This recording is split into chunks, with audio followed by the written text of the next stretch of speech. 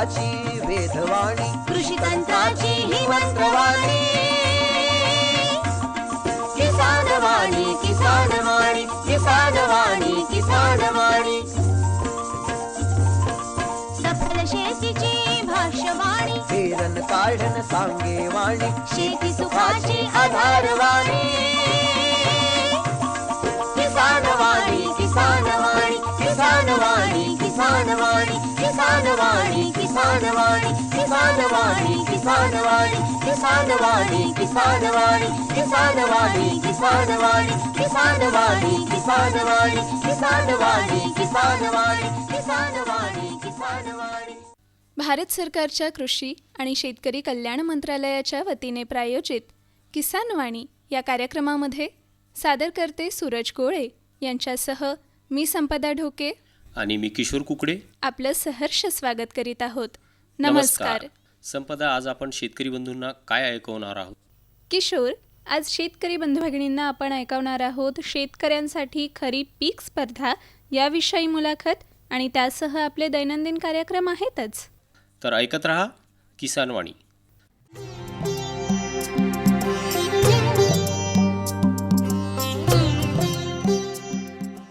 तर संपदा, सुरुवातीलाच आपण शेतकरी बंधूंना हवामानाचा अंदाज सांगितला पाहिजे.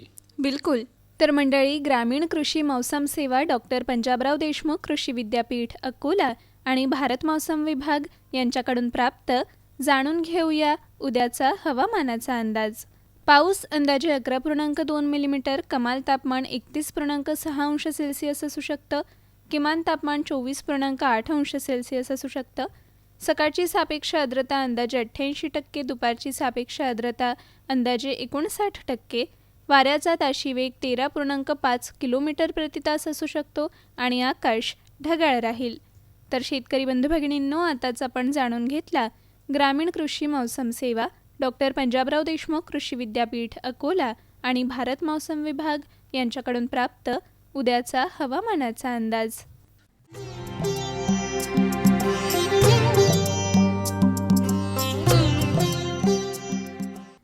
संपदा, आता वेळ झालेली आहे आपल्या कार्यक्रमामध्ये कृषीवाणीची. होय, तर मंडळी ऐकूया दैनंदिन कृषीवाणी. मंडळी, कृषीवाणीमध्ये आज आपला विषय आहे ऑगस्ट महिन्यात करावयाची शेतीची कामे. याबद्दल आपल्याला माहिती प्राप्त झालेली आहे डॉक्टर पंजाबराव देशमुख कृषी विद्यापीठ अकोला यांच्याकडून. तर मंडळी, ज्या भागात पाऊस उशिरा झाला असेल अशा भागात आपत्कालीन पीक नियोजन करताना 15 ऑगस्टपर्यंत तूर, सूर्यफूल, मका, बाजरी आणि त्यानंतर ऑगस्ट अखेरपर्यंत सूर्यफूल किंवा एरंडी या पिकाची पेरणी करावी. पावसात खंड पडल्यास वारंवार डवरणी करून जमीन भुसभुशीत ठेवावी. डवरणी करताना डवऱ्याचे जाणकुळास नारळी दोरी गुंडाळून पिकांच्या ओळीत चर काढावेत. यामुळे पडणारे पावसाचे पाणी जागेवरच मुरेल. जास्तीचे पाणी शेततळ्यात साठवावे. पावसाचे पाणी शेताबाहेर जाणार नाही याची काळजी घ्यावी.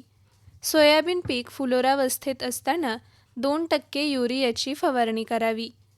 रबी हंगामाकरिता वांगी आणि टोमॅटो बियाण्याची गादी वाफ्यावर पेरणी करावी. फळझाडांची नवीन लागवड राहिली असल्यास ती या महिन्याच्या सुरुवातीस आटोपावी. 1 वर्ष वयाचे गावरान आंब्याच्या रोपट्यावर दशहरी, केशर, आम्रपाली जातीचे मृदकाष्ठ कलम करावे.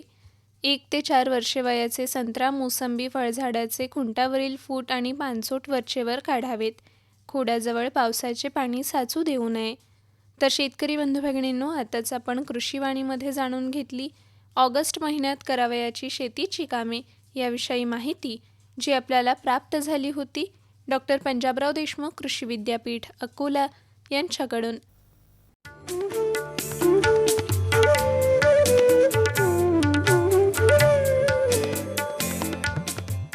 किशोर, किती सुंदर पाऊस झालाय बघ.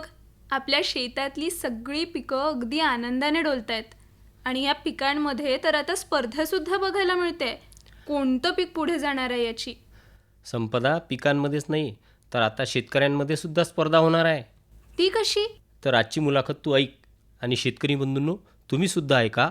शेतकऱ्यांसाठी खरीप पीक स्पर्धा याविषयी हरीश देशमुख कृषी उपसंचालक अकोला यांची सूरज गोळे यांनी घेतलेली मुलाखत. नमस्कार शेतकरी बंधूंनो आणि भगिनींनो, शासनाच्या स्तरावरती ग्रामीण भागामध्ये अनेक कार्यक्रमांचं आयोजन केलं जातं, म्हणजे स्पर्धेचं आयोजन केलं जातं. आणि आज आपण अशाच एका आगळ्या वेगळ्या स्पर्धेविषयी जाणून घेण्याचा प्रयत्न करूयात. खरीप पीक स्पर्धा ही महाराष्ट्र शासनाच्या कृषी विभागामार्फत आयोजित केली जातं. आणि या स्पर्धेचा जो काही उद्देश असतो तो शेतकऱ्यांना आधुनिक तंत्रज्ञानाचा अवलंब करण्यास प्रोत्साहन देणं, पीक उत्पादन वाढवणं आणि उत्कृष्ट उत्पादन घेणाऱ्या शेतकरी बांधवांचा गौरव करणं. तर शेतकरी बंधूंनो, या स्पर्धेमध्ये सोयाबीन असेल, कापूस असेल, तूर, उडीद, मूग, भात, मक्का इत्यादी खरीप पिकांचा समावेश केला जातो. सहभागी शेतकरी बांधवांच्या शेताची पाहणी करून पीक व्यवस्थापन असेल, आधुनिक तंत्रज्ञानाचा जो काही वापर असेल, उत्पादन क्षमता असेल आणि इतर निकषांच्या आधारे जे काही मूल्यांकन केलं जातं त्या माध्यमातून, म्हणजे त्या मूल्यांकनाच्या अनुसार उत्कृष्ट कामगिरी करणाऱ्या शेतकऱ्याला शासनाकडून पुरस्कार दिला जातो. तर ही जी स्पर्धा आहे खरीप पीक स्पर्धा, या स्पर्धेविषयी आपण अधिक जाणून घेण्याचा प्रयत्न करूयात. त्याकरताच आपल्या आकाशवाणीच्या स्टुडिओमध्ये आमंत्रित तज्ज्ञ आहेत हरीश देशमुख, कृषी उपसंचालक, जिल्हा कृषी अधिकारी कार्यालय अकोला. देशमुख साहेब, सर्व शेतकरी बांधवांच्या वतीनं मी आपलं स्टुडिओमध्ये मनपूर्वक स्वागत करतो. नमस्कार. नमस्कार सर, शासनाच्या स्तरावरती आपण बघतो की अनेक स्पर्धा घेतल्या जातात. शेतकरी बांधवांसाठी ही विविध स्पर्धेंचं आयोजन केलं जातं. तर ही जी खरीप पीक स्पर्धा जी आयोजित केली आहे त्याचा मुख्य उद्देश काय नेमका? सर्वप्रथम सर्व शेतकरी बांधवांना नमस्कार. आपल्या भागात आता खूप चांगला समाधानकारक पाऊस पडला आहे. त्या अनुषंगाने मी सर्व शेतकरी बांधवांना या येणाऱ्या आपल्या हंगामासाठी शुभेच्छा देतो. आणि ही जी पीक स्पर्धा आहे याचा मुख्य उद्देश म्हणजे बरेचसे शेतकरी आपल्या राज्यामध्ये, जिल्ह्यामध्ये चांगले उत्पादन काढतात, नवीन नवीन तंत्रज्ञानाचा वापर करतात. त्या अनुषंगानं शेतकऱ्यांमध्ये कुठंतरी त्यांच्या उत्पादनात भर घालण्यासाठी आणि त्यांनी अधिकाधिक उत्पादन त्यांना कसं प्राप्त होईल आणि कमी खर्चामध्ये, बरोबर, आणि जास्तीत जास्त उत्पादन काढून कमी खर्चामध्ये त्यांची शेती कशी अधिक फायदेशीर होईल यासाठी आपण या स्पर्धेचं आयोजन करतो. दरवर्षी ही स्पर्धा घेतली जाते. अच्छा, कारण कुठली स्पर्धा घेतो त्या स्पर्धेतनं एक प्रोत्साहन मिळतं आणि मग त्याच्यातनं एक थोडासा हर्षोल्लास येतो आणि शेतकरी बांधव चांगल्या पद्धतीनं शेती कशी करायची, आपण पण चांगल्या पद्धतीने जर केली तर आपल्याला सुद्धा एक बक्षीसरूपी आपल्याला काहीतरी एक पत्रक मिळेल ही इच्छा असते प्रत्येकाची. सर, मी काही पिकांचा उल्लेख केला होता, त्या पिकांच्या व्यतिरिक्त पण काही पिकांचा समावेश आहे का या? सदर म्हणजे या स्पर्धेमध्ये खरीप आणि रब्बी या दोन्ही हंगामामधून खरीपामध्ये भात, ज्वारी, बाजरी, मका, नाचणी, तूर, मूग, उडीद, सोयाबीन, भुईमूग, सूर्यफूल अशी एकूण 11 पिके खरीप हंगामामध्ये आहेत. आणि रब्बी हंगामामध्ये ज्वारी, गहू, हरभरा, करडी व जवस अशी एकूण 5 पिकं आहेत. अच्छा. आणि प्रामुख्याने आपल्या अकोला जिल्ह्यामध्ये मूग, उडीद, सोयाबीन, तूर आणि तसेच रब्बीमध्ये गहू, हरभरा ही पिके आपल्या जिल्ह्यामध्ये समाविष्ट केलेली आहेत. तर आता शेतकरी बांधवांना स्पर्धेमध्ये जर सहभागी व्हायचं असेल सर, त्यासाठी काही एक पात्रता असतं, प्रत्येक स्पर्धेची एक पात्रता असतं, तर त्या पात्रतेविषयी आपण काय सांगाल सर? याच्या पात्रता म्हणजे जर आपण घेतलं त्याच्यामध्ये शेतकऱ्याच्या नावानं स्वतः जमीन पाहिजेत, सातबाराच्या नावानं असला पाहिजे आणि कमीत कमी क्षेत्र भात वगळून बाकी पिकांसाठी 1 एकर क्षेत्र असणं गरजेचं आहे.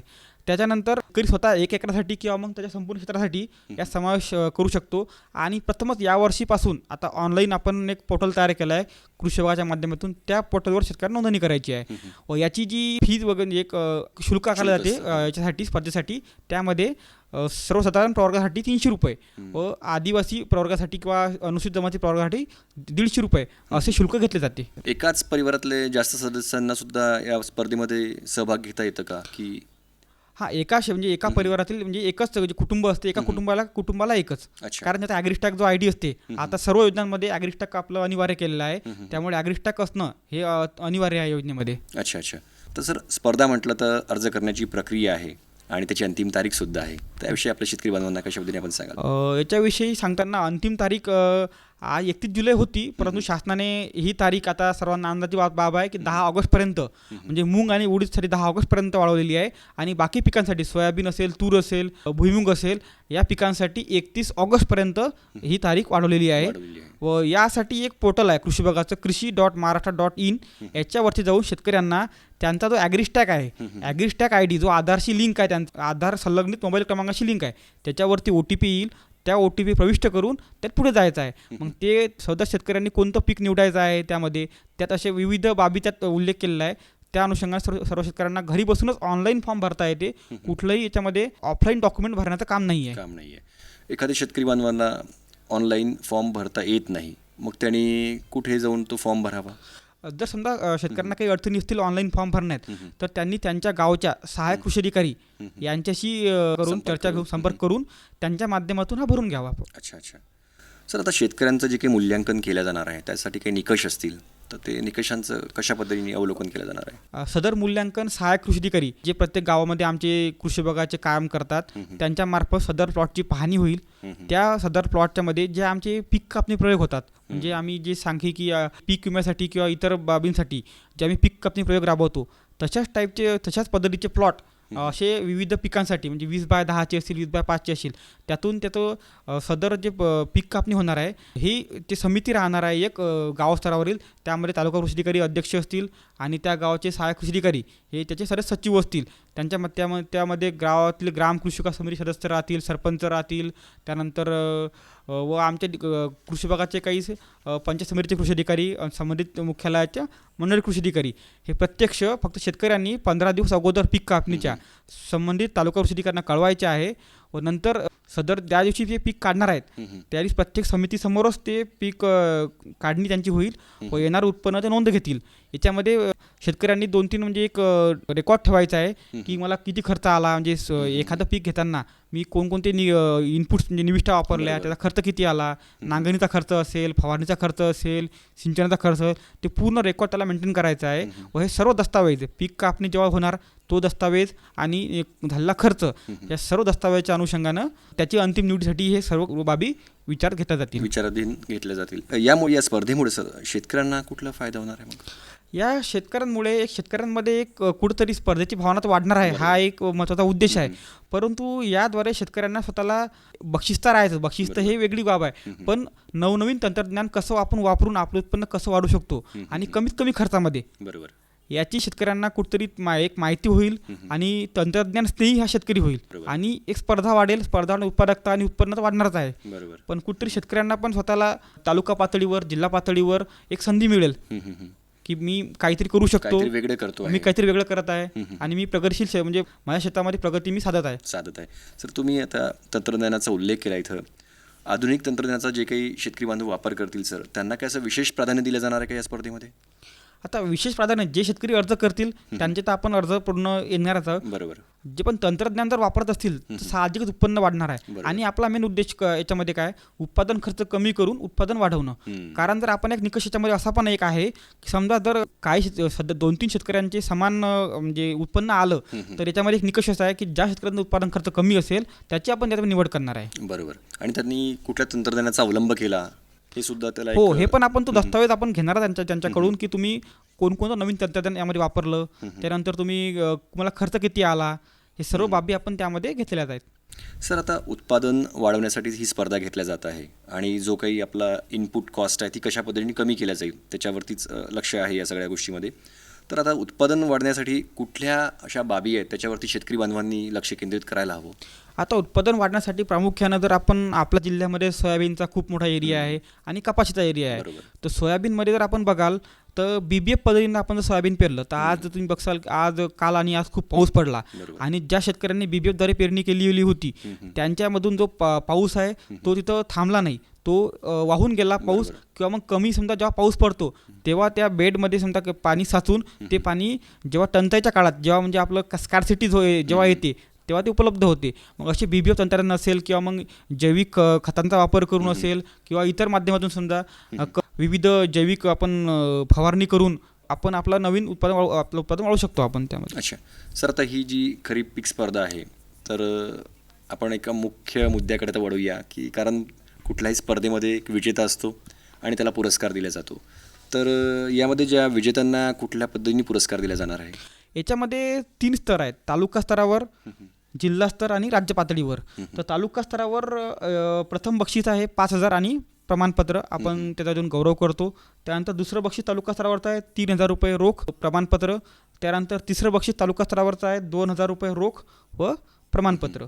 त्यानंतर जिल्हा स्तरावर ज्यांचा प्रथम क्रमांक येईल त्यांना 10,000 रुपये रोख व प्रशस्तीपत्रक, व दुसऱ्या क्रमांकाला 7,000 रुपये रोख व प्रशस्तीपत्रक, व तिसऱ्या क्रमांकाला 5,000 रुपये रोख प्रशस्तीपत्रक. तसेच राज्यस्तरावर जर आपला निवड झाली पहिल्या, दुसऱ्या, तिसऱ्या क्रमांकाला, तर पहिल्या क्रमांकाला राज्य पातळीवर 50,000 रुपये रोख व प्रशस्तीपत्र, व दुसऱ्या क्रमांकात 40,000 रुपये रोख व प्रशस्तीपत्र, व तिसऱ्या क्रमांकाला 30,000 रुपये रोख व प्रशस्तीपत्र आणि सन्मानपूर्वक सपत्नीक सत्कार करून आपण हे वितरित करतो. वितरित केला जाईल. तर शेतकरी बांधवांनी जास्तीत जास्त या स्पर्धेमध्ये भाग घ्यायलाच हवा सर. आणि तुम्ही उल्लेख केला की ही दरवर्षी स्पर्धा होतं, तर मागच्या वर्षीच्या स्पर्धेचाही काही आपल्याला अनुभव असेल सर, त्याविषयी आपल्या शेतकरी बांधवांना काय सांगाल? हो, मागच्या वर्षी पण आपण आपल्या जिल्ह्यामध्ये स्पर्धा राबवली होती आणि यामध्ये बऱ्याच शेतकऱ्यांनी जवळपास अर्ज केले होते. त्यातून आपण तालुका, जिल्हा आणि राज्य पातळीचे निकाल आताच एका महिन्याआधीच घोषित केले आणि शेतकऱ्यांचा वाढता प्रतिसाद पाहून दरवर्षी शासन ही योजना पुढे नेत आहे. आणि मी सर्व शेतकऱ्यांना आवाहन करतो की आपण पण या स्पर्धेत सहभागी व्हा. अंतिम दिनांकाची वाट न बघता आजच आपला अर्ज, आणि घरी बसूनच आपल्याला अर्ज करता येते मोबाईलद्वारे ऑनलाईन, त्यामुळे सर्वांनी अर्ज करावे ही विनंती. बरोबर सर, आपल्या अकोला जिल्ह्यातील शेतकऱ्यांना कसा सहभाग घ्यावा याविषयी एकदा पुनश्च जर आपण त्यांना एक विनंती केली तर? हां, यास मी सर्व शेतकऱ्यांना विनंती करतो की आपण अंतिम दिनांकाची वाट न बघता आपल्या उत्पादन खर्च कमी करून आपलं उत्पन्न कसं वाढेल आणि आपण नवीन नवीन तंत्रज्ञान आपल्याला कसं स्वीकारता येईल शेतीमध्ये आणि आपली शेती कशी प्रगतशील करता येईल, त्यासाठी मी सर्व शेतकरी बंधूंना विनंती करतो की मूग व उडीद पिकासाठी 10 ऑगस्ट ही अंतिम तारीख आहे आणि आपल्याला ऑनलाईन पोर्टलवरतीच अर्ज करायचे आहेत आणि घरी बसून आपण अर्ज करू शकता. त्यामुळे सर्वांना विनंती आहे की आपण जास्तीत जास्त अर्ज या स्पर्धेसाठी करावे व बाकी इतर पिकांसाठी जसे की तूर, सोयाबीन आणि भुईमुगसाठी 31 ऑगस्ट ही अंतिम तारीख आहे. तर मी सर्व शेतकऱ्यांना आवाहन करतो की आपण जास्तीत जास्त अर्ज या स्पर्धेसाठी करावे व बक्षीस जिंकण्याची एक संधी आहे, ती संधी आपण घ्यावी. बरोबर, असं मी जिल्हा कृषी विभागातर्फे आपण सर्वांना आवाहन करतो. सर, जाता जाता शेतकरी बांधवांना काही या खरीप हंगामाविषयी काही संदेश पण देण्याचा पण इच्छुक आहात सर? नक्कीच. याच्यामध्ये आता पाऊस पडलेला आहे आणि कपाशीमध्ये आपले जे खूप तणांचा झाला असेल प्रादुर्भाव, तर सर्व शेतकऱ्यांनी आता उघडीत झाल्यानंतर तणांची निंदणी वगैरे करून घ्यावी किंवा तणनाशकांची फवारणी वगैरे जे राहिली असेल शेतकऱ्यांनी त्यांनी ते करून घ्यावी. त्यानंतर सोयाबीनमध्ये आता थोडं ढगाळ वातावरण आहे, किंवा किडींचा स्पोरोप्टेरा किंवा तंबाखूची पाने खाणे अळीचा प्रादुर्भाव दिसून येत आहे कुठे कुठे. त्यामुळे शेतकऱ्यांनी आता या बदलत्या वातावरणामध्ये काळजी घेऊन आपल्या सोयाबीन किंवा कपाशी पिकाची काळजी घ्यावी. तसेच ज्या ठिकाणी जास्त पावसाने पाणी साचलं असेल त्यामुळे पाण्याचा निचरा करण्याची व्यवस्था शेतकऱ्यांनी करून घ्यायला हवी सर. सर, आपण सर इथे आलात सर, आणि आपण खरीप पीक स्पर्धा ही जी काही महाराष्ट्र शासनाच्या वतीने म्हणजे कृषी विभागाच्या वतीने जी काही आयोजित केल्या जात आहे त्याविषयी सविस्तररित्या शेतकरी बांधवांना या स्पर्धेविषयी काय निकष आहेत, कुठली पात्रता लागतं, कशा पद्धतीने अर्ज करायचा, कशा पद्धतीने त्याचा मुख्य उद्देश सांगितला आहे की जो काही शेतकरी बांधवांचा एक इनपुट कॉस्ट आहे म्हणजे खर्च कशा पद्धतीने कमी करता येईल आणि तंत्रज्ञानाचा अवलंब करून आपल्याला उत्पादन कशा पद्धतीने वाढवता येईल याविषयी सविस्तररित्या आपण अगदी सोप्या भाषेमध्ये समजावून सांगितलं आणि शेतकरी बांधवांना प्रोत्साहितसुद्धा केलं की या स्पर्धेमध्ये सहभाग घ्यावा. त्याकरता मी सर्व शेतकरी बांधवांच्या वतीने आणि अकोला आकाशवाणीच्या वतीने आपले खूप खूप आभार मानतो. धन्यवाद. आत्ताच आपण शेतकऱ्यांसाठी खरीप पीक स्पर्धा याविषयी हरीश देशमुख, कृषी उपसंचालक अकोला यांची सूरज गोळे यांनी घेतलेली मुलाखत ऐकलीत.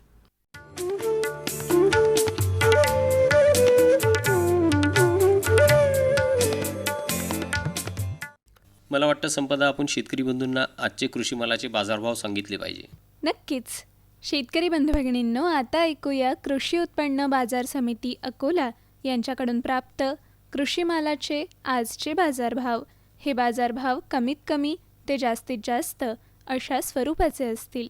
गहू लोकल 2,570 ते 2,630 रुपये, आवक 63 क्विंटल.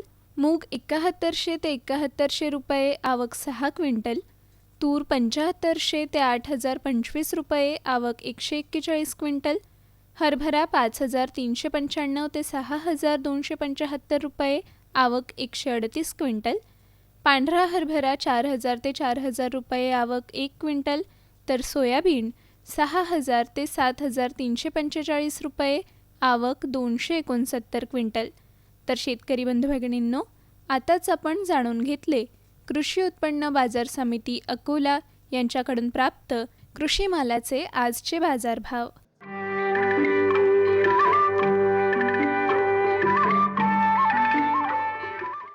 आपल्या शेतकरी बंधू भगिनींना आजचं हवामान वृत्तसुद्धा जाणून घ्यायला आवडेल, तेव्हा सरते शेवटी आपल्या शेतकरी बंधू भगिनींना आजचे हवामान वृत्त सांग. होय संपदा.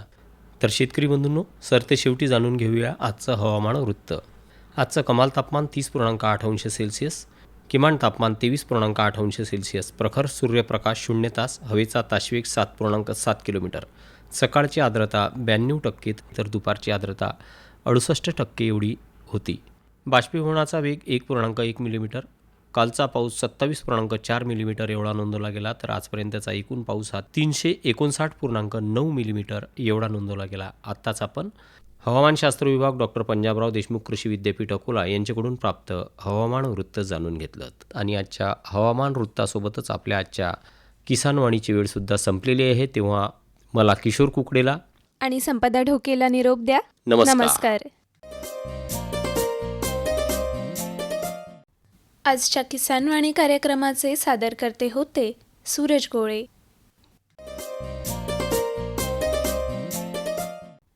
आताच आपण भारत सरकारच्या कृषी आणि शेतकरी कल्याण मंत्रालयाच्या वतीने प्रायोजित किसानवाणी कार्यक्रम ऐकला.